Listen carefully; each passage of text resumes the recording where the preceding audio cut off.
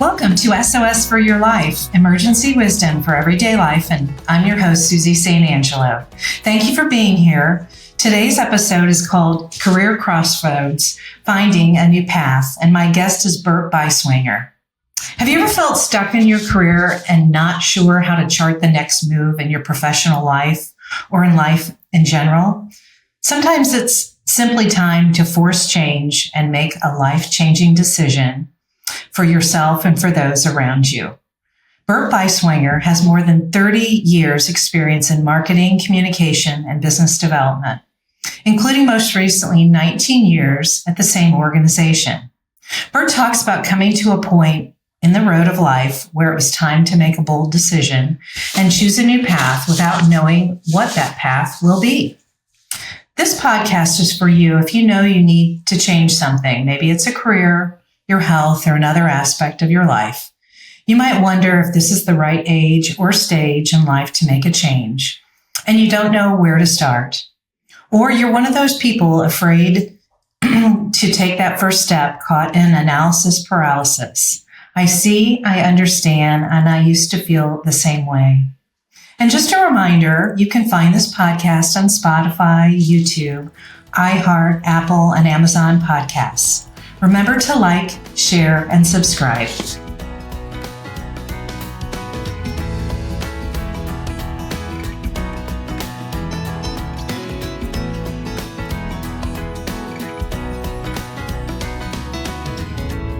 Now let's get into today's episode and meet my guest, Bert Beiswanger. Hi, Bert. How are you? Susie, how are you doing? Thank you. I'm good. Welcome to SOS for Your Life, Emergency Wisdom for Everyday Life. I'm excited to have our conversation today. I am as well, and what you're doing is great. I think you're probably helping a lot of people, those who are guests on your podcast, but also the listeners, of course, as well. So thank you very much. Well, thank you for that vote of confidence. I hope that it helps at least one person who's listening. So I think what you have to talk about today is really interesting and timely. And as I say at the beginning of this journey in this podcast, primary food is not the food on our plate. It's all the other things that contribute to our health. So it is diet and exercise, but it's everything from your finances to your career to your relationships. And so, today we're going to talk about that career journey. And I just kind of wanted to start off and, say, hey, tell the listeners and viewers a little bit about yourself and your background. Yeah, so I've been in marketing communications field for 30 plus years. So seasoned professional, as the term goes, and I've worked in different industries. So I've worked for a couple of small ad agencies out of college, and worked in commercial real estate as a marketing communications manager for them, and then through a career change and some layoffs there. I landed at a museum. So I've been working in the attractions space, the tourism space, for what I thought, Susie, would be about 6 months. That was kind of the plan. In fact, I went after the job, but then once they realized, it was a mutual, hey, we would like to hire you, and I liked them, we came to an agreement to say, let's do a 6-month kind of contract, and then it's be beneficial for both of us. And then at the end of that, we will figure it all out. And so 6 months became 19 years. And so, yeah, so working for the same institution, but in attractions and tourism, there's always stuff changing. So the job was always being refreshed at just the right time. Just about the time I thought, okay, I need to do something else. I don't know, something good happened or something changed, and it just kind of rebooted my enthusiasm and my experience with them. And working in the tourism space, you're also building a lot of relationships within the community, doing your part to be, a successful part of the whole, promoting Indianapolis, things like that. Also worked part-time for the Indianapolis Motor Speedway for 14 seasons. So I took my public relations and communication skills and then through networking, met someone at the Speedway and 14 years later, worked all those different Indy 500s and NASCAR races, etc. So that was a lot of fun. Built a lot of good relationships, and so I don't think it would be any surprise to anyone who's been someplace for 19 years and there's nothing wrong with that, right? In fact, I'm jealous of people that have successful 30-year stints somewhere, and it usually pretty works out well for them in the end in retirement and what have you. But Me too. I'm jealous of that too. there comes a point in life, and I think I was listening to one of your earlier episodes with Alice, just on career changes and things like that, and there were a lot of things that hit home there about where I was. And I can go into more of that, but that's kind of the overview, if you will, in about 5 short minutes. Isn't it interesting how a 6-month gig can turn into a 19-year career? And you look back and you go, how did that happen? That it's 19 years in the blink of an eye. Yeah, and I think that must mean a lot of good things, right? I mean, I know from my standpoint, as a marketing person, so I'm not, I'm not a graphic designer. I'm not specific to just written communications or copywriting or whatever. I was more in a place where, I was doing a lot of advertising and production and working with creative developers and things like that, but then also just seeing the whole and strategizing and planning and what have you. And so, working for a museum, things were always changing, and it ended up being one of the most fun, it was the most fun marketing job I ever had.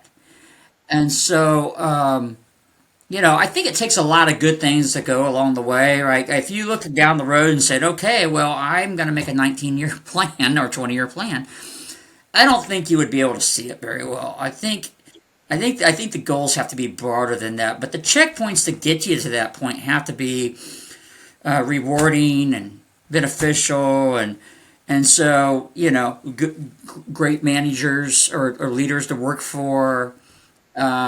Just good people to work for, team members, community leaders, et cetera, et cetera. So there's a lot that has to happen there. But yeah, and then I think on the flip side of that, after you've been someplace for so long, there's no doubt that there can be a hamster wheel effect to it, right? It's easier to get up and do the same thing that you've been doing, versus, gosh. Even with a pandemic. Yeah, well, gosh, I've worked at the same place for 19 years. And so you feel, I don't want to say scared, but I mean, there's a little bit of apprehension about, and I think that just depends, that changes from person to person, personality to personality, and field. I mean, again, my field, marketing communications, I can go work at a lot of different places. It's about knowing your product and your service and the people you're talking to, et cetera, et cetera. So you can figure all that out and become a new expert in a different field. It sounds like, and I know you from this space, it sounds like every day was a different day. And so it presented new opportunities and challenges and, a variety of people to engage with, both internally and externally. And then you put on the Indianapolis Motor Speedway opportunity, which is fun and really one of your passions that I know about you. So I think there's that variety too. That you get up and you go, hey, there's a little variety in my day that's interesting. It makes it more challenging, and at some point, it stops becoming fun and challenging. And I don't want to lead you to a dark place or a different place, but explain. When it came to a point where you said, I think it's time for me to go. I think that was probably a process that built slowly. When you look back on it, you kind of start seeing some chinks in the armor a little bit. And so I think there's just, you start having these conversations in your mind. And by the way, you have a lot of fun, successful days too. So, just when you might wake up on a Monday and say, gee, I'm not waking up on Monday with the same, fight that I used to have. Maybe by the end of Tuesday, you're feeling pretty good again. I think, and by the way, this is no, and I tell people this. It has nothing to do with. It's not the organization, or it's not the people you're working for per se, and it's not just myself. It's a combination of all that, Yes, it and is. that's okay. And so when the number of, being in my position too, when you feel like you're surviving versus leading, that's not fair to the team. It's not fair to me, and it's not fair to the organization. And so now, having said that, giving up a something that you have a lot of equity in, financially and emotionally, and etc., is a bold decision. I can't pretend to know what goes on in the minds of others, but I know for me, we're all wired differently. A lot of people would go chase their next thing and be on their way, and for whatever reason, that's just not how I was wired to execute that next step. So you kind of get on this hamster wheel. And for me, I felt like at this point in my life, and I'm again 30 plus years of experience. So it's not like I'm got 30 years to go in my professional career. Felt like I needed to force a change and kind of get off the hamster wheel, if you will, and explore. Take some time to decompress out of 19 years of the same, and then kind of try to move forward from there. It's a bold decision, and everyone has to make their own decisions. But at some point, something's got to give in your life. Um, whether it's personal or professional, something's got to give, and you got to choose, what it's going to be. And so it felt more rewarding to leave that way. Actually, I mean, honestly, I felt like it was good to do versus getting burned out and.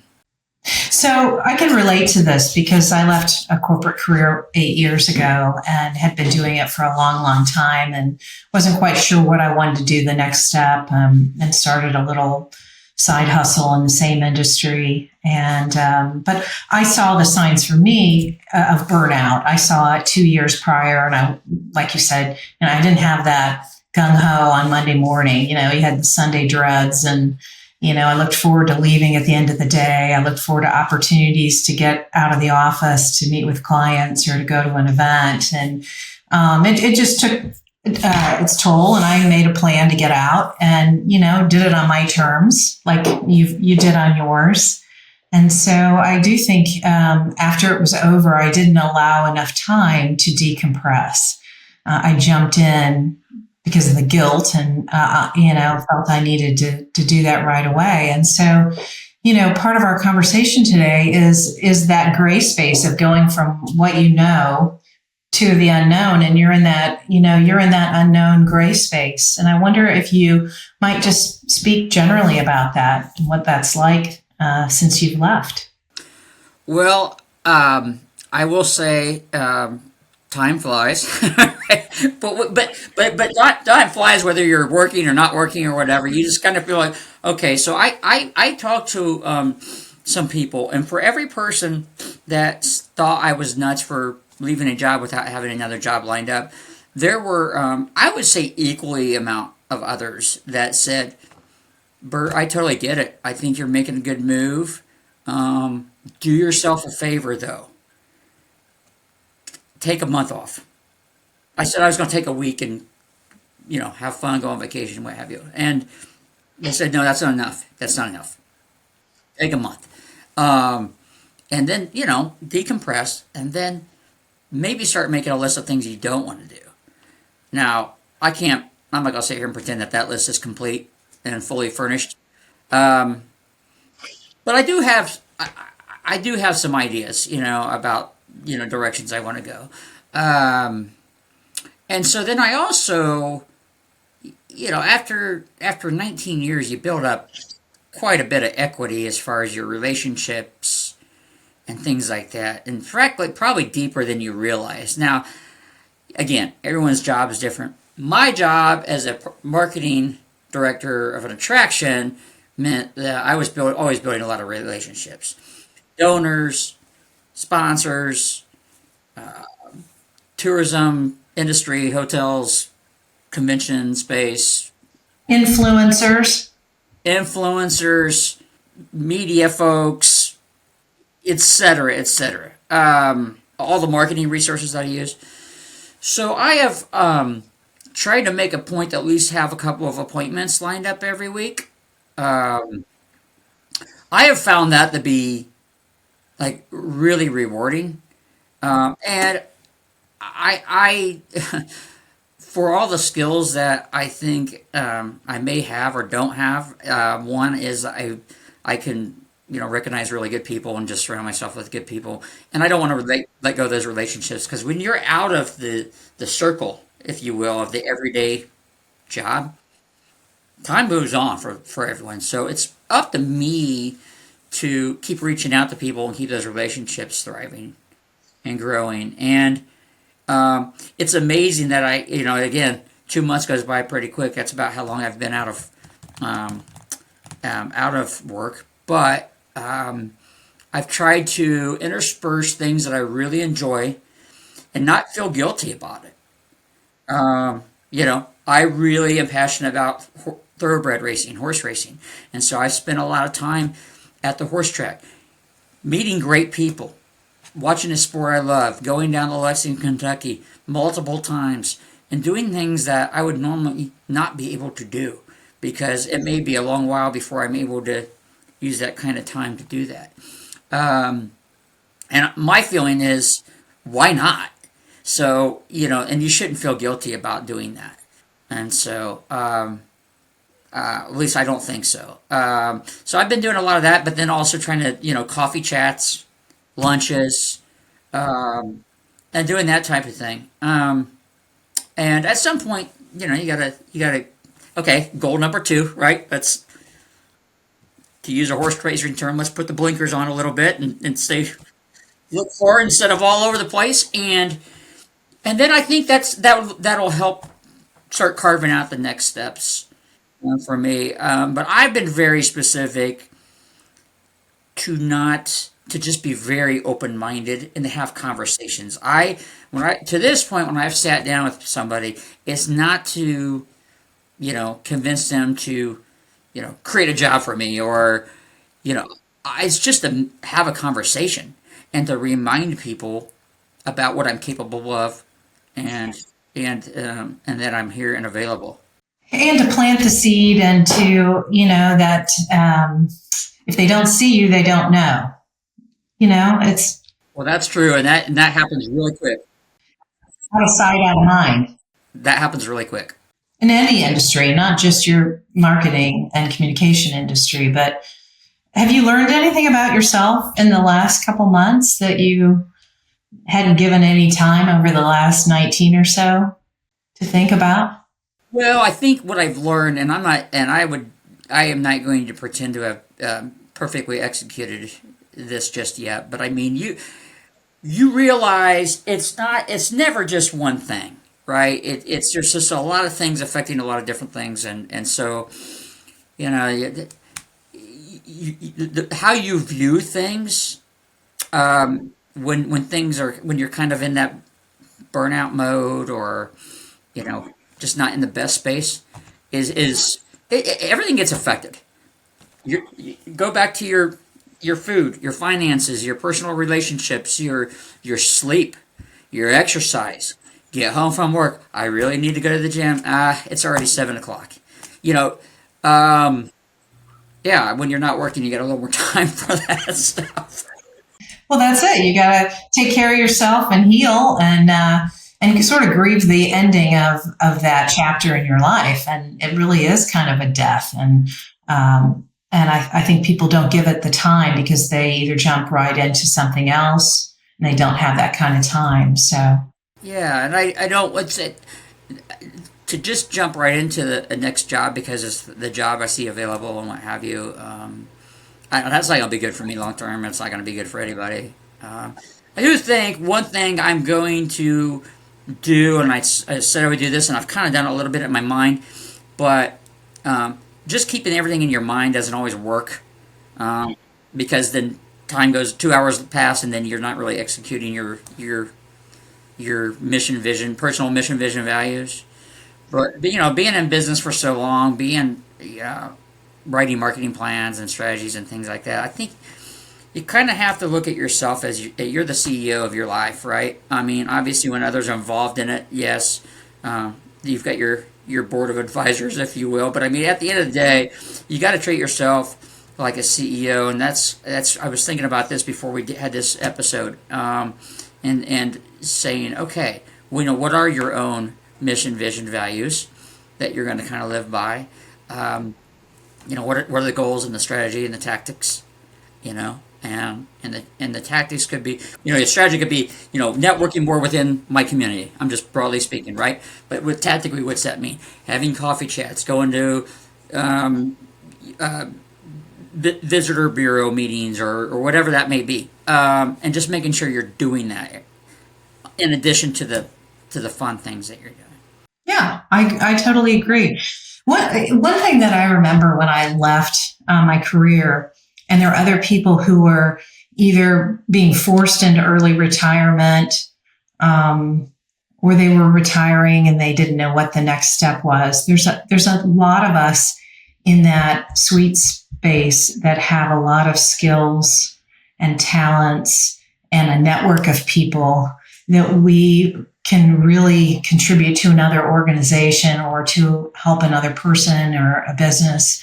And I think sometimes we get kind of tossed aside for maybe a younger person who doesn't have the skills and the network and the background that we do. And I saw that so much. And I wonder, you know, maybe if you could speak to that. You know, it's you're not uncommon. It's not uncommon what you're doing. I guess that's what I'm saying. It really is common for people to switch careers, whether it's at a much younger age or an older age. But I think as we get older, there's a tendency to get tossed aside. There is, and that is a real thing. And I don't fully understand why always, because you've got to me. I mean, you know, if I'm running a company, I'm. Let's be honest. You know, if you're looking for, most companies are fortunate to keep employees for 5 years. You know, maybe 5 to 10 years, and so if you got experienced talent out there, that people that can see the big picture and the whole, and because whether you're doing marketing and you know or what have you, I mean, there's still the goals and understanding the goals and the mission of the organization, and I don't think. I think that takes seasoned professionals sometimes to be able to do that. And so, yeah, I know that's real, and that there are certainly organizations that will, you know, go to the younger route, and you know maybe someone that knows a little more specifics about you know certain tactical things as far as social media or whatever, but. Us older generation also knows how to hire the right people, get the right people in place, strategize, and put the right people in positions to let them do their jobs, and understand the entire goal, strategy, and mission of what it is you're working on. That's a good point. Yeah, don't cast us aside. We have a lot still to contribute, and I do. I feel like you know at this stage in my life, I'm probably the happiest and healthiest, and I'd like to be helpful, and I'd like to have something fulfilling. And this, you know, right now this is fulfilling, but I realize that there may be some other things that are yet to come that I don't know. And so we have to be open, like you said, just be open to what might happen and what might come about. It might be something you hadn't thought about. So, yeah, I think there's. At least that's the hope in this process is thinking. I mean, there's some specific interests that I've spent a little more time kind of chasing, but you know, hopefully there's something great that I don't. You know, you don't know what you don't know yet, but the opportunity won't occur if you don't stay out there and keep rolling. is there anything, you know, what do you think has been hard about this time, and what do you think has been good about this time? I think what's been good about it, I'm going to reverse it a little bit, but what's been good about it is just it's been refreshing to set and to not and to kind of get off the hamster wheel a little bit. And I don't mean that in a bad way. It's just that's, look, it happens. And so usually by the time you really realize it, whether it's burnout or what have you, you're way into it. It started a long time ago. And by the time you realize it, it's the wheel spinning too fast. And so it's been refreshing to recharge my brain and kind of feel like I got a little bit of my personality, my old personality back. Um, Others may disagree, but I think I smile a little more than I used to. I always complain about things, but and I hopefully I'm complaining less and smiling more and shaking more hands with a smile on my face and what have you. Um, what's been hard is just the unknown. It's just still trying to figure out what light bulb is going to go on and um, what my next step will be. And that's a pretty basic answer, but I mean yeah, I think I didn't go into this with any preconceived notions that this wasn't going to be a hard and long process. By the way, so that's the other thing. Make a decision like this. It's not it can't be in a vacuum. No, no, I know that too.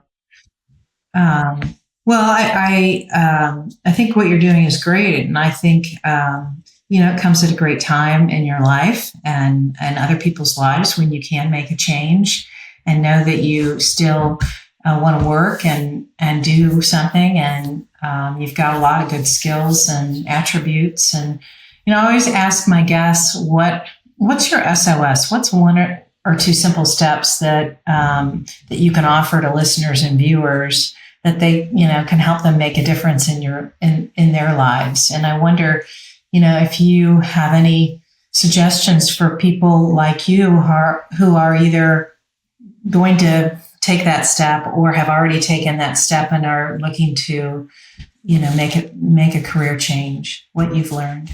You know, I just think it's you get to a point, and everyone's in a different situation, financially or what have you, your responsibilities, and so I won't go into that because that's a myriad of things, right?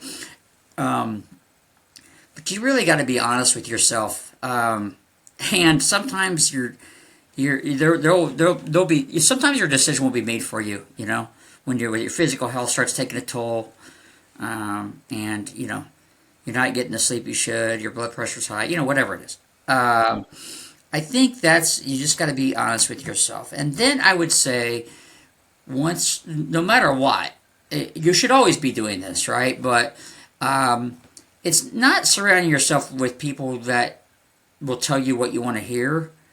It's just surrounding yourself with the people that you've enjoyed working with, that you trust, that I know this has happened multiple times. Can almost as soon as I have a thought in my head, they're already saying it for me, and so I think that's therapeutic. And I highly don't make a decision like this and then go into a hole. That's not going to work out. You've got 9 times out of 10 it probably won't. Make your whole go to the park, go on a bike ride. One thing I did, I swear every day I do not exercise anymore. I mean, it's just, and usually it's twice a day. You go on a bike ride, go on a run, go to the gym, whatever. That keeps the blood flowing and keeps you motivated, and then it kind of makes you want to do, Keeps the demons away. yeah, go golfing, whatever it is you want to do. So keep moving. That's what. How about that? That's just mentally and physically keep moving. Hmm. I agree. Is there anything that we haven't talked about that you'd like to share?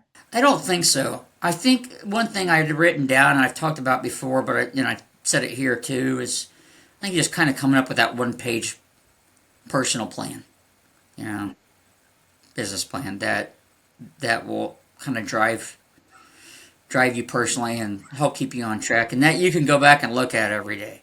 And I've always been, well, I got everything up here. Well, that as time goes on, that doesn't always work. It doesn't always work. So it helps to look at something and kind of have that as a driving force. I can speak to that too, because I have posted in my closet where I spend time, in my kitchen where I spend time, on the inside cabinet wall. I have a list of things that I want to accomplish by a certain date, and I see it every day. And I have something else with my journal. And so, that keeps me focused, and staying the course. So I like that one page plan. I think that's a great plan. Well, again, time flies, and then next thing you know, you're 2 months into the journey, and you're saying, "Well, I've done a lot of good things, but there's a lot of things there's a lot of boxes I should have been able to check by this point." So you got to have that self perspective, right? I mean, it's we're none of us are the smartest people in the room, at least we shouldn't be, and But we can surround ourselves by people who we can do great jobs and great work. self accountability is not something that it comes and goes, but making kind of a list and a priority and a strategy like that will help you be accountable to yourself. That's my plan anyway. Good. I love that for you. I'll report back to you too. I'm going to hold you accountable. That's why I'm saying it right here on camera, because now I'm going to be held accountable. I will be checking in. So, Bert, where can people find you? I on Instagram and Twitter mainly, so at bertbeis, BERTBEIS, or I should say X, I guess. So I've been posting some nice pictures of my journeys and things like that.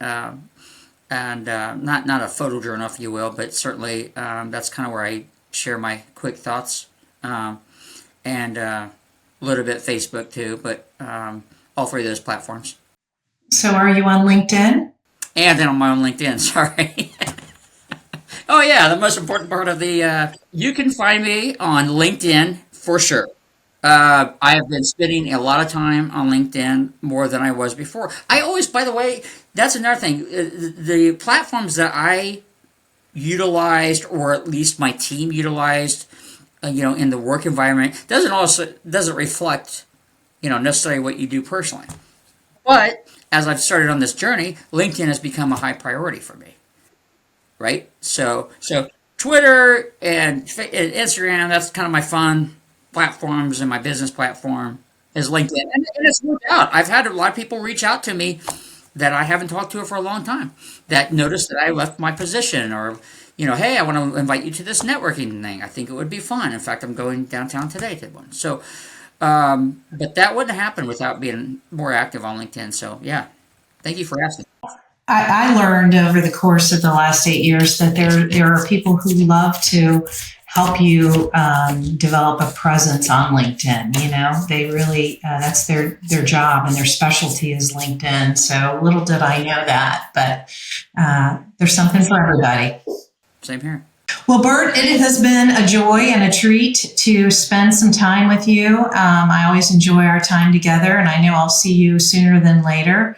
But I want to thank you for being on SOS for Your Life, Emergency Wisdom for Everyday Life. I think this is a really important conversation for people to listen to and watch, and can relate to the journey you're on. And I know you're going to be successful no matter what you do. And I know our paths are going to cross again sooner than later. Well, thank you. It's been a joy and a treat for you. It's been a privilege and a pleasure for me. Mm-hmm. And it's not just about the value to the listeners. It's about the value to getting to just talk. And so that's what I really looked forward to today. So thank you. Thank you.